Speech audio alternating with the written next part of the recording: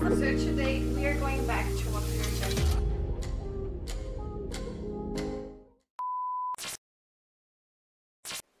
Hey guys, how's your day going? O meu nome é Alice e sejam bem-vindos ao canal I Speak Cocutês. Na aula de hoje eu decidi separar 3 itens que eles são um pouco confusos pra gente que fala português. Hoje nós vamos falar sobre there is, there are e have. Primeira coisa que nós vamos ver hoje é o verbo have. O verbo have, ele significa ter. E ele no presente tem 2 variações. Quando eu falo sobre eu falo I have.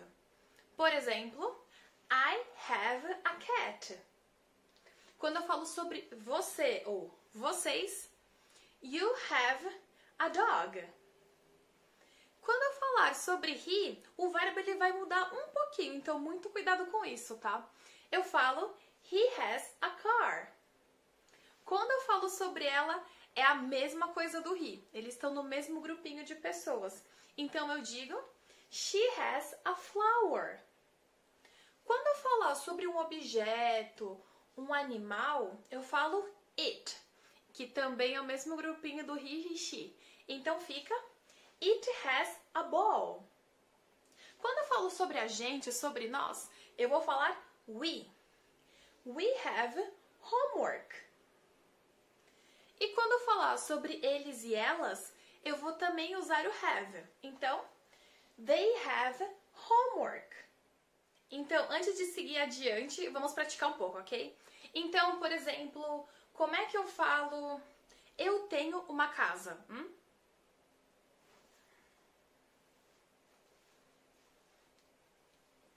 Já sabem? Eu digo I have a house, ok? E quando eu falo, por exemplo, o meu irmão tem 2 carros. Eu vou dar tempo, tá?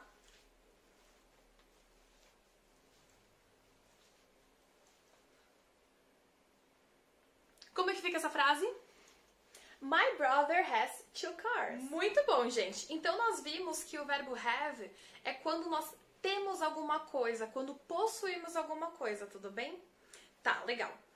Mas em português a gente usa o verbo ter para outra situação também. Por exemplo, eu falo, tem 30 alunos na minha sala de aula. Tá, então eu posso falar, have 30 students in my classroom. Tá, mas... Vocês já pararam para pensar? Quem que tem? Nessa mesma frase, a gente pode substituir pelo verbo existir, certo? Eu posso falar, existem 30 alunos na minha sala de aula. Ou também o verbo haver. Há 30 alunos na minha sala de aula, certo? Então não é o sentido de possuir, certo? É o sentido de existir alguma coisa. Em inglês, quando nós fazemos uma frase sobre existência de alguma coisa, nós vamos usar 2 expressões, que são there is e there are. Tá, muito bom. Qual vai ser a diferença? O there is a gente vai usar com coisas no singular. Então, eu vou falar, por exemplo, tem uma mesa na cozinha. There is a table in the kitchen. Ou, por exemplo, eu falo também, tem uma pessoa na sala. There is a person in the living room. Já o there are nós vamos usar quando for plural. Então, fazendo aquelas mesmas frases agora no plural, ok? Então, tem mesas na cozinha.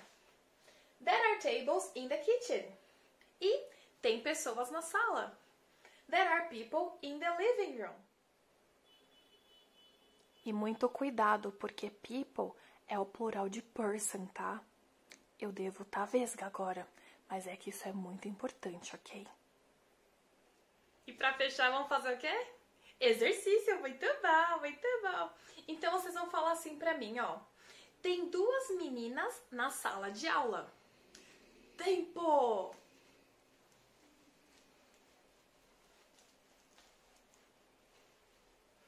Como é que fica? There are 2 girls in the classroom. Próxima frase, ok? Tem um livro na mochila.